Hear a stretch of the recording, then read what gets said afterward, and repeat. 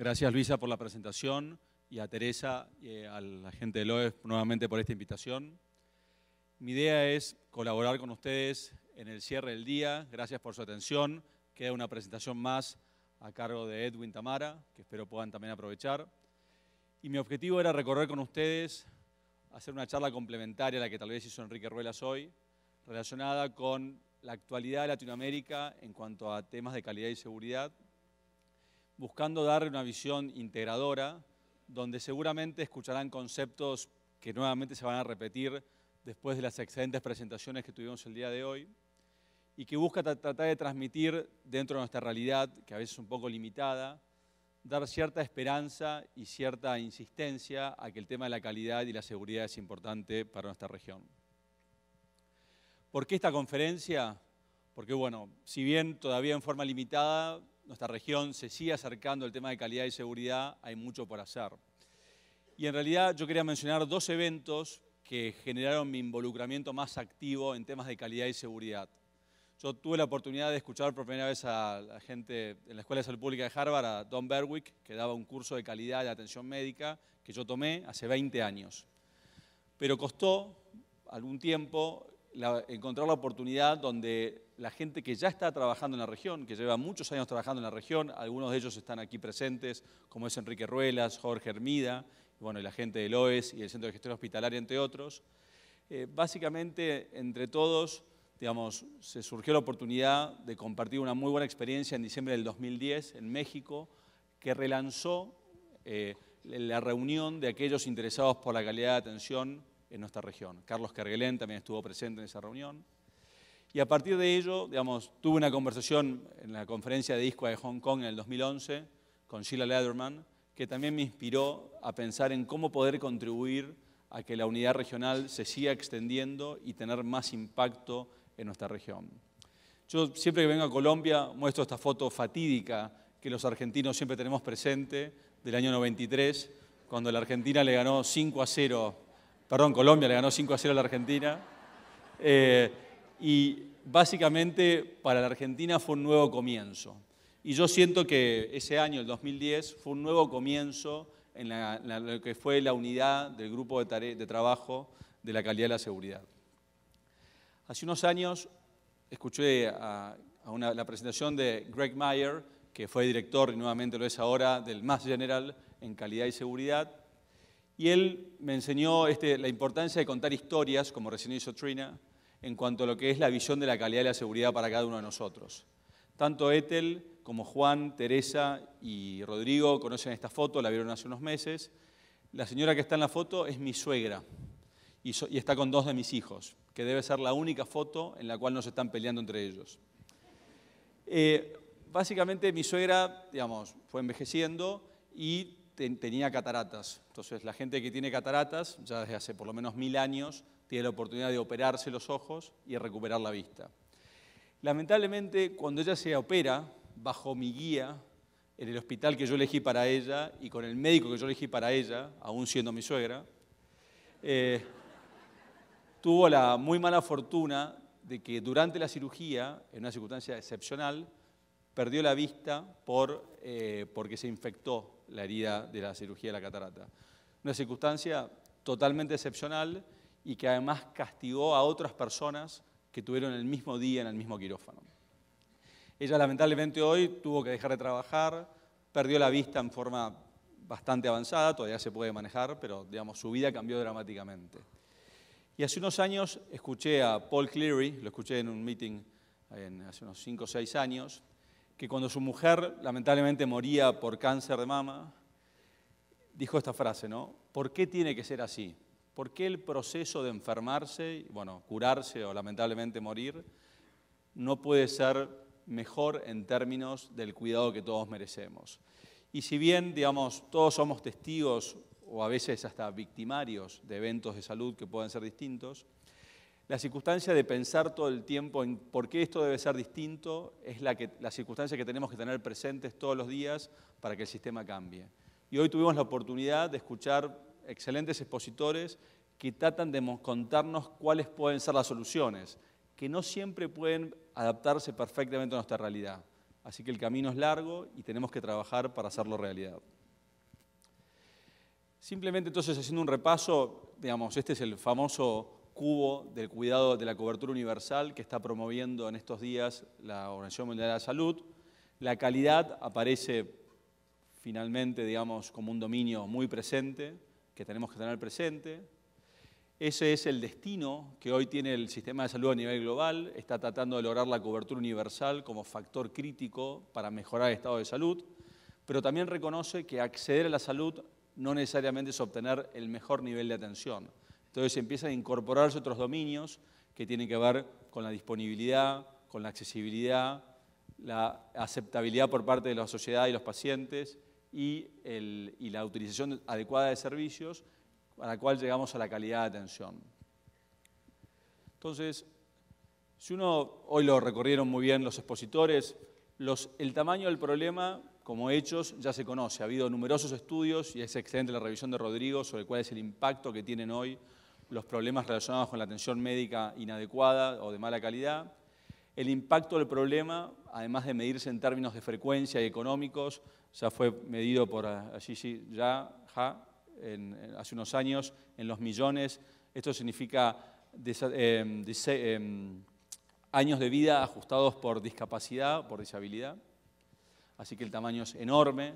La referencia que mencionó esta mañana Enrique sobre que haciendo un reanálisis surge como que los eventos adversos pueden constituir la tercera causa de muerte en un país como Estados Unidos. Las causas del problema parecen también estar aclaradas, si bien la presentación de René Malberti muestra que todavía hay mucho por aprender. Y las soluciones para el problema, digamos, las mejores soluciones no existen, pero claramente hay mucho que podemos estar haciendo en este momento para mejorar la calidad de atención que brindamos a nuestros pacientes. Pero lamentablemente, esto que ocurre en los países desarrollados no logra impactar en nuestra región. Algo que quería comentar es que los países desarrollados están teniendo dificultades en lograr que los niveles de calidad de atención sean los adecuados. Yo tuve el privilegio de participar en una reunión que se dio en el año 2012, donde un grupo de expertos de diversos lugares del mundo hicieron una recomendación. Se le hicieron al sistema de salud en general, se incorporó incluso a la declaración del año 2012 o 2013 de la Organización Mundial de la Salud, que buscaba promover que cada uno de los actores del sistema de salud puede influir adecuadamente en mejorar la calidad de atención. Fue una declaración de interés o de principios que ojalá hubiera tenido más impacto, pero que habla de que los problemas que tenemos en nuestra región existen en el mundo desarrollado, aunque claramente podrían ser extendidos y reducidos en las regiones de países en desarrollo como los nuestros. Hace unos meses salió publicado un reporte que habla de cómo se cree que cómo debería ser la seguridad del paciente en el año 2030. Faltan 15 años para que eso ocurra, pero claramente empieza a mostrar que, como también mencionaba René, el envejecimiento poblacional y el acceso a la tecnología cada vez van a generar más desafíos en los países desarrollados y en los países en desarrollo como el nuestro. Y cuando hablo de países en desarrollo como los nuestros, tenemos que hacer una diferencia, porque Latinoamérica, como voy a mostrar después, es una región que tiene los recursos y que lamentablemente los desperdicia en mayor grado comparado a países más pobres, de menores ingresos, como son los del sudeste asiático y los de África Central.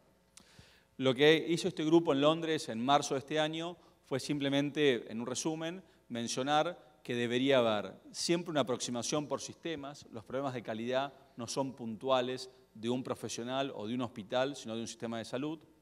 La importancia de que la cultura es la clave para transformar el sistema de atención, que los pacientes deben ser socios de la atención, no simplemente los destinatarios pasivos, como también se mencionó, como lo hizo Trina en su presentación, y finalmente el sesgo a la acción, porque muchas veces, en general, la atención médica se basa en la evidencia aplicada al paciente, pero lamentablemente todavía no tenemos todas las respuestas para resolver los problemas de calidad de atención que deberíamos tener, y ellos insisten en que lo importante es ensayar soluciones a la espera de la mejor evidencia disponible.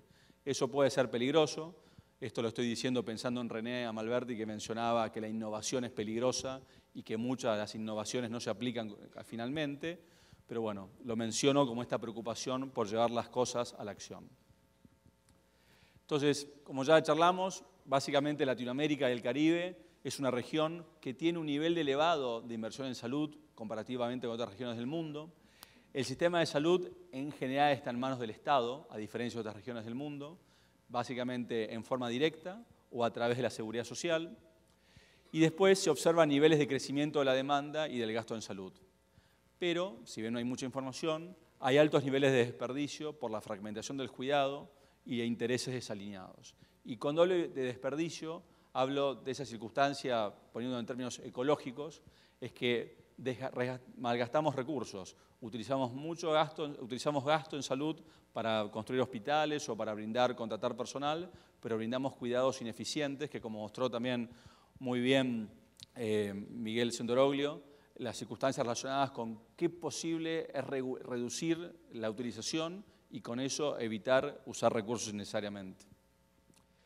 Básicamente, entonces, como mencioné, entonces la región, yo estuve presentando esta presentación, Latinoamérica en los últimos 10 años redujo en 60 millones la cantidad de gente pobre que pasó a la clase media con la expansión del valor de los commodities que duró una década hasta hace recientemente, pero, como ustedes saben, el petróleo, la soja o lo que ustedes prefieran vender ha caído, o la minería han caído como factores de crecimiento de estos países y se teme que pueda haber un retroceso. Y como también decía Sheila Lerma esta mañana, los países en desarrollo con menores recursos son los que tienen mayor desafío y mayor urgencia por ser eficientes en el uso de los mismos. Así que todos estos números que muestran que las mejoras en la expectativa de vida o en otros factores relacionados con la atención médica, es muy importante que no retrocedan, tanto en volver a situación de pobreza en algunas personas como para no malutilizar recursos en la atención médica. Y aquí quiero destacar que en Latinoamérica todavía 82 millones de personas viven con menos de $2.50 diarios y que hay un 40% de la población que vive con entre 4 y 10 dólares diarios. Más de 10 dólares diarios es clase media. Pero el porcentaje de gente vulnerable que puede retroceder si las situaciones económicas no mejoran es importante y es una gran amenaza para el sistema de salud porque es gente que ya pudo acceder al sistema de salud y que si deja de hacerlo, nuevamente es muy desafortunado. Entonces, hay evidencia sobre Latinoamérica, bueno, ustedes conocen estos estudios que también mencionó Rodrigo esta mañana, que tienen que ver, a la tarde, perdón, con el IBEAS y el ANBEAS, que fueron 2 estudios realizados por OPS que nos ayudaron a mostrar el tamaño del problema. Pero cuando uno piensa, y pensando un poco en el título que finalmente le di a la presentación, ¿qué errores hemos cometido y qué podemos aprender? Cuando uno mira a otras regiones del mundo, especialmente los países más desarrollados, que tienen como virtud diferencial que su sociedad está más comprometida con la calidad de atención. La gran realidad que existe entre países que han avanzado más que los nuestros en este sentido es que probablemente la sociedad sea más participativa y menos tolerante de eventos adversos, digamos, ¿no? Si el New York Times publica la semana que viene este paper del BMJ, la sociedad va a tener una reacción interesante que va a seguir promoviendo que estos eventos se reduzcan a la mínima expresión posible. Y como vimos hoy con René, las probabilidades de que esto ocurra, a que sea cero, tal vez nunca ocurra, pero tiene que haber un esfuerzo genuino para evitar que sigan habiendo eventos adversos. Entonces, desde mi opinión, tal vez nos falte suficiente información, los estudios que mostré, ANBEAS y IBEAS, no sean suficientes. La fragmentación dentro de cada país es muy importante. La falta de continuidad, los regímenes políticos a veces cambian y las políticas cambian con ellos. Y eso impide que haya continuidad porque lamentablemente no hay, como se dice en inglés, quick wins, no hay ganancias fáciles. Esto requiere compromiso y continuidad. Y finalmente, como mencioné, los liderazgos débiles. No tenemos un apoyo institucional que permita que estos cambios ocurran. Pero más allá de todas estas malas noticias o circunstancias un poco más negativas que podemos percibir, creo que hay algunos puntos positivos que quisiera compartir con ustedes para cerrar un poco más arriba, como dicen en la Argentina. Entonces, los que lo logran, ¿por qué lo logran? ¿Qué es lo que hacen distinto? Desde un lado tenemos instituciones o sistemas de salud que buscan la excelencia como una iniciativa aspiracional. Y por otro lado, como también mencionaba creo que Enrique, la circunstancia regulatoria, ¿de acuerdo? La obligación de hacer las cosas. Entonces, en ese rango tenemos aquellos que buscan el espíritu de excelencia, hacer las cosas bien, la regulación como efecto mandatorio, Las fuerzas de mercado. Yo recuerdo visitando un hospital en San Pablo, le pregunté por qué habían empezado el sistema de acreditación y ellos me dijeron porque nuestro competidor lo hizo. Eso no es muy común, ¿de acuerdo? Porque no necesariamente los hospitales compiten entre sí en distintas regiones, pero la competencia en mercados más maduros es claramente un valor. Después el desperdicio, como voy a mencionar después, la demanda de los consumidores, la demanda de los profesionales, esas son las razones por las cuales nos estamos dedicando a calidad de atención y lo pongo en signo de pregunta porque tengo algunas dudas. Hoy Rodrigo mostró el burden o el impacto de los costos de los eventos adversos que podrían ser prevenidos, que son enormes. Y si uno busca en Medline citas que describan el impacto económico de las mejoras, no hay muchas. Incluso varias citan este trabajo de la Health Foundation y de John Albright sobre reducción potencial y ahorros por mejoras de procesos, por mejoras en la calidad de atención. Lo que hoy mostró Miguel Sendoroglio también es muy interesante y ojalá lo puedan escribir y reportar, porque claramente, como él decía, hay que balancear, evitar daño con generar ahorros, porque eso es lo que también se dice en inglés, un eye-opener, ¿no? Es la oportunidad de que los directivos abran los ojos a una realidad que se sigue negando. Lo que parece tan claro en otras industrias, como que, digamos, dedican un buen porcentaje de su presupuesto a calidad de atención, nosotros, por alguna razón que yo todavía no puedo entender, me cuesta aceptar que después de 40 años, aquellos que se dedican a control de infecciones tengan que seguir explicando que el control de infecciones es importante para la atención de un hospital. Entonces, y como también mencionaban hoy, la importancia creciente, que incluso está mencionada en el reporte de Seguridad 2030 de la resistencia antimicrobiana, es increíble y que la seguimos negando y todavía tenemos que explicar que esto es una función específica de una institución de salud. Entonces, esto es una circunstancia que me genera preguntas. Puse el ejemplo del Brigham and Women's de Boston, como podría haber puesto el ejemplo del Albert Einstein, pero conozco más este hospital, donde ellos, por fuerzas de mercado, Boston probablemente sea una de las plazas donde hay más hospitales, excelentes hospitales que compiten entre sí, digamos, generan que tanto por la excelencia o por la competencia trabajen en distintas áreas que tienen que ver con la calidad, la seguridad, la mejora de procesos y la acreditación, que es un proceso más con el que tienen que cumplir. Entonces, vimos hasta ahora, mejoran por ahorro, por fuerzas de mercado, por la evidencia, hacer las cosas bien. Digamos, llevamos probablemente 20, bueno, la investigación en salud lleva probablemente 100 años o más, pero por lo menos reportada en forma pública. Pero la evidencia sobre el cuidado seguro cada vez es más evidente. Acá hay una lista nada más que de 10 intervenciones que salió publicada en Annals of Internal Medicine hace 2 años, que describe cuáles son las prácticas seguras y que si todos nos preguntamos si las cumplimos regularmente en nuestras instituciones, posiblemente no lo hagamos todavía. Pero son circunstancias que tenemos que tener presentes y es una muy buena referencia para medir nuestro desempeño en nuestro lugar de trabajo. ¿Por qué mejorar el reclamo de la sociedad? Y aquí destaco 3 ejemplos. La iniciativa de Pacientes por Seguridad de Pacientes de la OPS, la OMS, que es una iniciativa que intenta, como también mostró hoy Trina a través del Council de Pacientes que tienen en ISCUA, generar participación de los pacientes, probablemente todavía sea un poco acotado.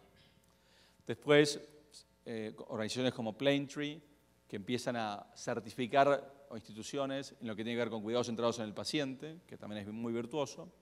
Y finalmente, no sé si se ve muy bien, pero eso es una foto que se sacó en el Congreso de los Estados Unidos, entiendo que el año pasado, o anteaño, donde el Congreso le pide explicaciones a los expertos en calidad de atención de los Estados Unidos de por qué es tan frecuente, por qué es tan alta la frecuencia de eventos adversos y cuántos de ellos podrían ser prevenidos. Entonces, los representantes del Congreso se ponen en interés de esta epidemia, que son los eventos adversos algunas veces prevenibles, y lo hacen de una manera participativa, que eso es algo que por lo menos en mi país no ha pasado. Entiendo que hay algunos ejemplos aislados en la región, pero esto habla de un interés de la sociedad que todavía en la región de Latinoamérica no es tan habitual. Y después, finalmente, los profesionales. Bueno, hoy hablaba con René y él me contó que, digamos, se instruyó en lo que tiene que ver con la industria aeroespacial, aeronavegación comercial, y es muy probable que un azafato o azafata o un piloto no quiera subir al avión y llevarlo adelante con un compañero en el cual no tiene confianza o que no esté en sus cabales o bien entrenado. ¿Por qué? Porque básicamente los pilotos de avión, digamos, son víctimas de sus errores directos. Eso no necesariamente pasa en la salud, donde los profesionales no somos víctimas directas de los errores que cometemos, pero sí, como dijo Rodrigo, somos segundas víctimas, que es un concepto que definió Albert Wood de Johns Hopkins hace unos años, que tiene que ver que es realmente increíble que siendo testigos de la cantidad de eventos adversos que generamos, en general involuntariamente, las sociedades profesionales no estén más interesadas en tratar de cambiar esto. Es muy probable que sí en el sector de la enfermería, donde hay más interés en trabajar en ciertos lugares que en otros, o, digamos, los profesionales que tienen más oferta laboral tal vez elijan trabajar en entornos más seguros porque no quieren ser socios de los eventos adversos que se generan. Pero por lo menos yo no he podido identificar sociedades profesionales en Latinoamérica que se hayan querido involucrar más activamente en temas de calidad de atención para mejorar la calidad del trabajo de sus propios asociados. Entonces, hasta ahora repasé conceptos introductorios relacionados con la región y hablé sobre lo que me parece oportuno pensar qué debería llevarnos a mejorar. Algunas fuerzas son más fuertes que otras, veremos qué va pasando en el tiempo y qué impacto tienen. Entonces, cuando uno piensa en los distintos formatos de la mejora de calidad, simplemente para repasar, la evaluación externa, el reporte público del benchmarking, la mejora de procesos, la mejora a gran escala, ciertas soluciones. Hoy Sheila lo mostró muy bien en ese esquema donde estaban dispuestos los diferentes modos de aproximación a las diferentes mejoras. Claramente hay una variedad enorme. René no llegó a mencionarlo, pero René Amalberti y Charles Vincent publicaron un libro que, digamos, ojalá ustedes puedan acceder, que es de descarga gratuita, sobre la actualidad del conocimiento de la seguridad del paciente, que incluso mencionaba René que se va a intentar traducir al castellano este año. Pero hay mucha información y muchos formatos. Pero yo quería destacar algunos ejemplos de la región que me parecen oportunos y que pueden ser la base para seguir adelante. Entonces, dentro de estos ejemplos muestro los que están derivados de la regulación, como los planes nacionales, aquellos que tienen que ver con la regulación y mejora, que son los sistemas de acreditación, de evaluación externa, cerrando lo que se llama en inglés de vuelta el no-do gap, porque nosotros sabemos qué deberíamos hacerlo, qué deberíamos hacer. Lo que tal vez no sepamos es cómo hacerlo. Después la diseminación a través de las colaborativas, la innovación, sobre la cual voy a hacer un comentario, y sobre cada uno de estos voy a hacer un pequeño ejemplo que espero ilustre particularmente esto.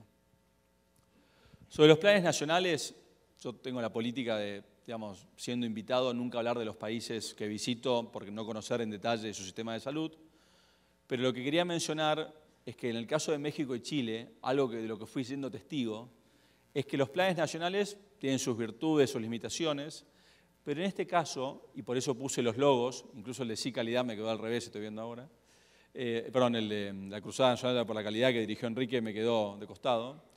Lo que quise poner es que los logos cambian, pero la política continúa, que es una circunstancia que por lo menos en mi país no ocurre. Cada gobierno trae algo nuevo y desecha lo anterior. Entonces, y en el caso de México es más sutil, pero es como que la Secretaría de Salud, espero que esté bien Rodrigo, cambió de logo según el gobierno, pero la política continuó. Entonces, puede cambiar la vinculación política frente al Plan Nacional de Calidad, pero continúa el proyecto. Que eso es una virtud que tendrá su impacto, que habrá que ir midiendo en el plazo del tiempo, pero que claramente logra que esa continuidad sea favorecedora de que las cosas progresivamente vayan cambiando. Cosas que favorecen o no el diseño del país, digamos, mi país, como dijo Wendy esta mañana, como Canadá es un país federal en su comportamiento, o sea que cada estado o cada provincia tiene su propio diseño de sistema de salud, lo cual hace difícil que todos mejoren simultáneamente. Otros, como el caso del Uruguay, por ejemplo, de Chile, se regulan centralmente desde su poder político central. Y como facilitador también mencionar que la continuidad de las ideas se mantiene más allá de la presencia de ciertos partidos en el poder. Después, la acreditación institucional probablemente sea el modelo de gestión de calidad más común en la región. Aquí de vuelta conviven sistemas públicos con sistemas privados. Claramente es el más diseminado. Generalmente, como mencionaron también hoy, restringido al ámbito hospitalario. Y como también mencionó, no recuerdo quién de los expositores, gran parte del cuidado médico se brinda fuera del hospital, sobre el cual hay menos influencia. Y los diferentes países tienen diferentes modelos, que espero que estén bien mencionados, en cuanto a lo que son los modelos propios. Las acreditadoras internacionales como Accreditation Canada y Joint Commission trabajan en la región, pero involucran 120 hospitales, de toda la región particularmente. Y finalmente tenemos las certificaciones que tienen que ver con el cuidado centrado en el paciente, que es las que ofrece Plaintree. El impacto de la acreditación, como dijo también Enrique hoy, es muy probable que una institución acreditada no sea igual a otra. Claramente hay un esfuerzo distinto, pero no hay demasiadas citas bibliográficas que hablen del impacto de la acreditación. Acá mencioné una del New England que se publicó en 2010, pero que habla del impacto de la acreditación en los Estados Unidos. Tal vez haya referencias que omití, pero bueno, sería muy bueno conocerlas. Pero básicamente el desafío es cómo extender este modelo de evaluación de la calidad a otros ámbitos como la atención primaria y otro relacionado con lo que son los cuidados de largo plazo. El envejecimiento poblacional nos va a poner siempre en el desafío de que los cuidados más críticos, de mayor continuidad y de mayor volumen, van a estar cada vez más fuera del hospital y no adentro de él. Otro modelo, bueno, no sabía que estaba Jorge con nosotros y bueno, iba a presentarlo en su nombre, que tiene que ver con las colaborativas y 3 ejemplos. Entonces, Jorge trabaja para URC, que es probablemente la organización mundial de implementación de mejora de calidad, que tiene los proyectos en mayor cantidad de países y con mayor impacto, que está financiado por AID, que es el gobierno de Estados Unidos. Y ellos llevan ya muchos años, han ido cambiando de fase en lo que son sus proyectos de implementación. Actualmente se llama USAID Assist, y básicamente trabajan, tal vez tengan ya más focos de influencia, en salud materno-infantil y enfermedades transmisibles que progresivamente se trasladan a crónicas. Aquí de vuelta, digamos, tenemos un modelo en el cual, a través de la diseminación de mecanismos estandarizados, del reporte estandarizado y de aplicación del ciclo de mejora, cambios a gran escala, porque ese es el gran desafío, ¿no? Yo tuve la oportunidad nosotros, ahora bueno, se lo deja para después esa historia cuando hablemos de bacteremias. Y trabajaron en la región muchos años. Si bien Jorge ha tenido que viajar más al África recientemente, ha trabajado en Latinoamérica durante muchos años, durante más de 20, en proyectos que tienen que ver con la mejora de la calidad a nivel poblacional, habitualmente en el sector público y en ciertos problemas específicos. Pero claramente han logrado impacto que tiene que ver con este modelo de las colaborativas, que es la diseminación a gran escala para cambiar un problema de salud. Otro modelo de colaborativa es el que ustedes ya fueron conociendo en estos años, que hemos llevado adelante desde Clix, que después voy a mencionar un poco más qué es, que ha tenido otro enfoque. Nosotros, al no tener financiamiento, buscamos un enfoque muy puntual, muy preciso, que fue la reducción, en este caso, de las bacteremias asociadas a vía central, y ahora estamos trabajando con neumonías asociadas al respirador, y básicamente, utilizando métodos estandarizados, buscamos que un grupo de hospitales voluntariamente participe y genere un cambio dentro de su organización. Y finalmente, también, bueno, ya la mencionó Miguel en su presentación, la más reciente de las colaborativas que se ha conocido es la de parto adecuado, que ha trabajado con un tema muy áspero, muy difícil. Yo jamás hubiera elegido cesárea como un tema de una colaborativa y tal vez menos en Brasil, que es un país que por alguna razón que Miguel podrá explicar mejor que yo, tiene como cierta adicción a las cesáreas en algunos estados. Pero bueno, digamos, como un proyecto conjunto entre el Albert Einstein y el IHI, están logrando, digamos, un cambio en la tendencia de cesáreas, que, bueno, que fue reconocido por la ANS como un cambio muy interesante y que ojalá se pueda seguir sosteniendo y creciendo. Otro modelo es cerrando el no-do gap, ¿no? Yo en el IEX tengo la oportunidad de trabajar con un grupo de investigadores realmente muy talentosos y ellos me han ido involucrando en proyectos que tienen que ver con el cambio de conducta profesional, que es un aspecto muy interesante que está en nuestras manos, que no depende de la política del país, sino que puede aplicarse con ciertas herramientas a las circunstancias de nuestra realidad. Acá tenemos el desafío de cómo lograr el cambio dentro de nuestra organización. Y lo que han ido logrando distintos proyectos, estos son algunos de los publicados por mi institución, en los cuales he estado personalmente involucrado, o son otros autores, que tienen que ver con diferentes intervenciones para que la evidencia se lleve a la práctica. Recuerden que la frustración más grande probablemente que todos tenemos es no en que no sepamos qué hacer, sino que no sabemos en cómo llevarlo a la práctica en forma consistente. Y eso es lo que la sociedad probablemente nos perdona en menor medida, que las pocas soluciones efectivas que existen no se repliquen consistentemente en el cuidado médico. Entonces, más allá de eso, creo que esto es otra forma de verlo. Este es el aporte que hace mi institución a la región. Hay, por supuesto, más proyectos seguramente en circulación y la idea es que se sigan replicando para adaptar intervenciones a nuestra realidad. Para ir terminando, y acá justo le mencionaba a René que me preocupaba un poco su comentario, él no se sentía tan cómodo con la innovación. Lo que uno va viendo, charlando con personas que trabajan en otros sectores que no son de salud y que se dedican a la calidad, es que, como mencionaba también Enrique esta mañana, el Quality Assurance fue una etapa, el TQM fue otra etapa, las circunstancias relacionadas con el modelo de mejora persisten, por supuesto, se han asociado recientemente Lean y Six Sigma como mejoras más aceleradas, pero la gente que está pensando en la frontera del conocimiento de cómo modificar sistemas de atención o procesos de mejora, piensa que la innovación puede ser una solución. Yo estoy aprendiendo de esto personalmente recientemente, soy bastante más rígido de lo que yo creo, y es un ejemplo interesante para pensar en cómo dar vuelta a un problema y cambiar una realidad. Son métodos que intentan ser más rápidos y más ágiles en la mejora. Como todo proceso de cambio, lo más importante no es cambiar, sino que el cambio se sostenga en el tiempo. Así que acá está el desafío de ver si estos métodos son útiles. Probablemente nunca haya un ensayo clínico que demuestre que estos métodos sirven, pero sean permeables a que tenemos que pensar las cosas de una manera diferente, porque como siempre se viene diciendo, hacer más de lo mismo no va a cambiar la realidad. Entonces, hasta ahora yo repasé con ustedes algunas ideas que yo fui relevando en nuestra región que me parecieron oportunas.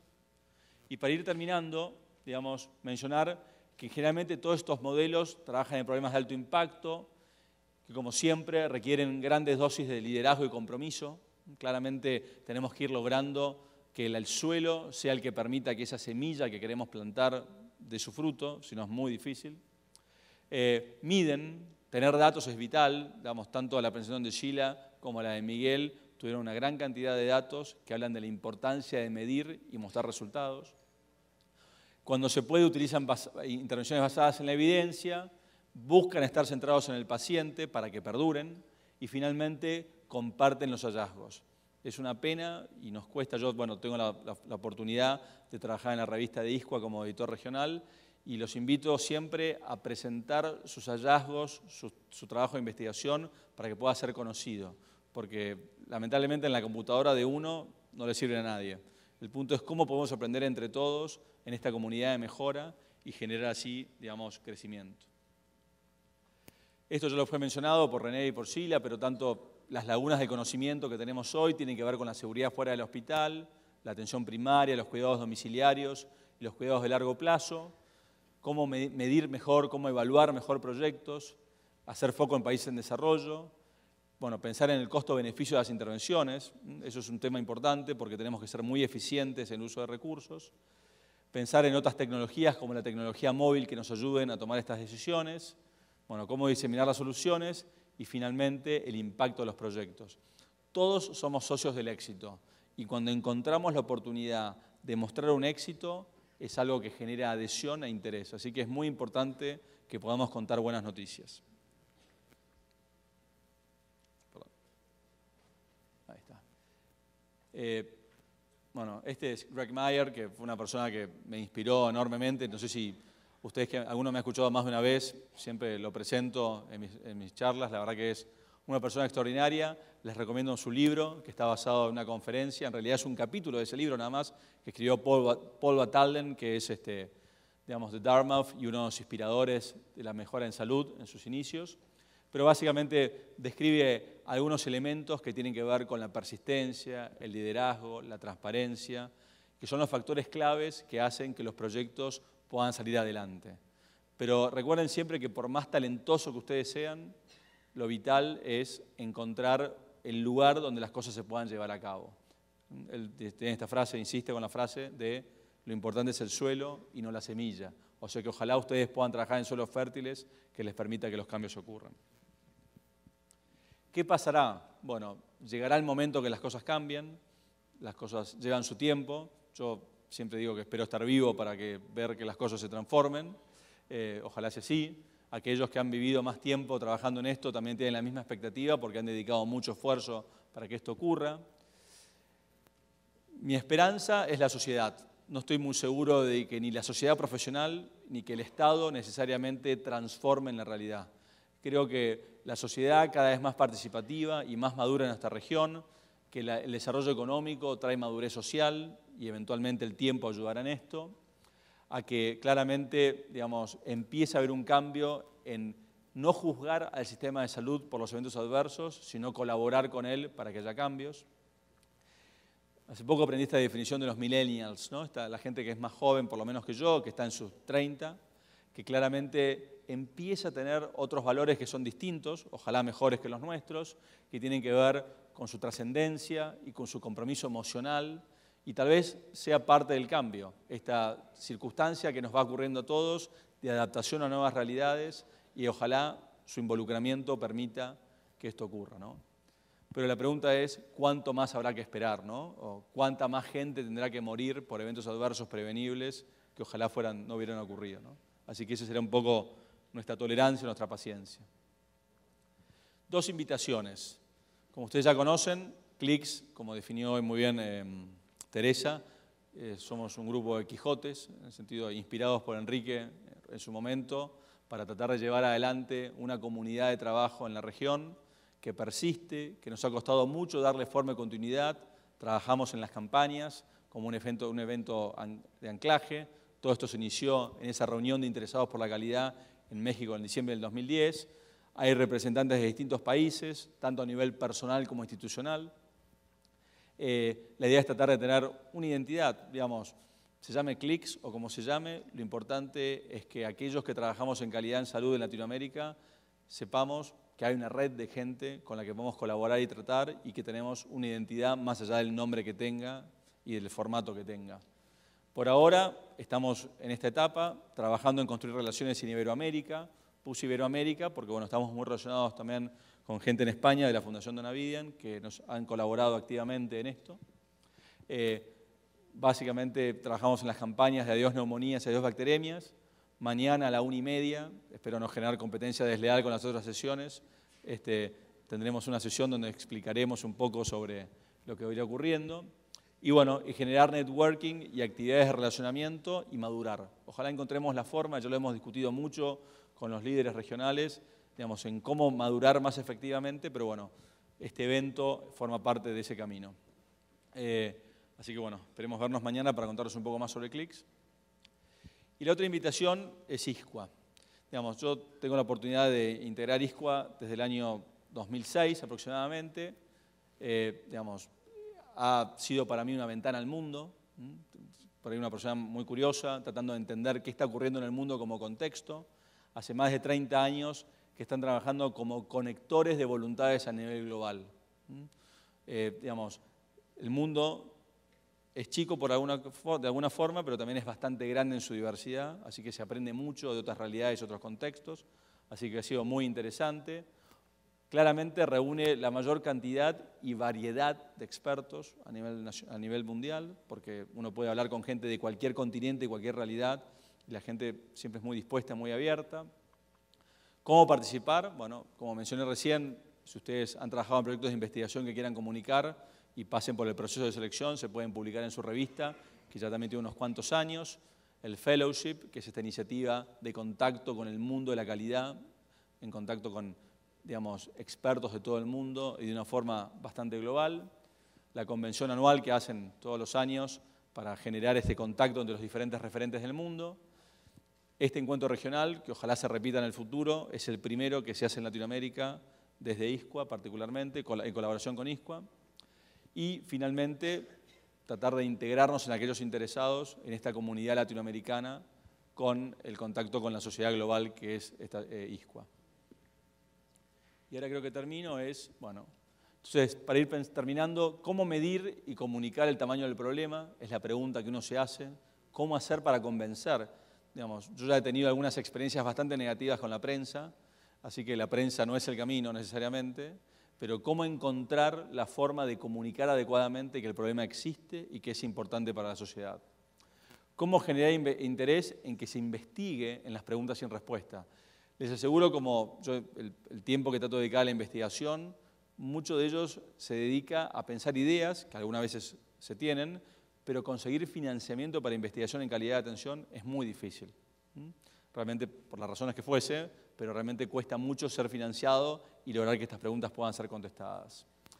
Después, cómo crear casos de negocio. ¿Cómo puede ser que algo tan evidente como el daño que hoy Rodrigo mostró medido en términos económicos todavía sea tan insensible al sector público, que tal vez tengan otras preocupaciones, pero también al sector privado?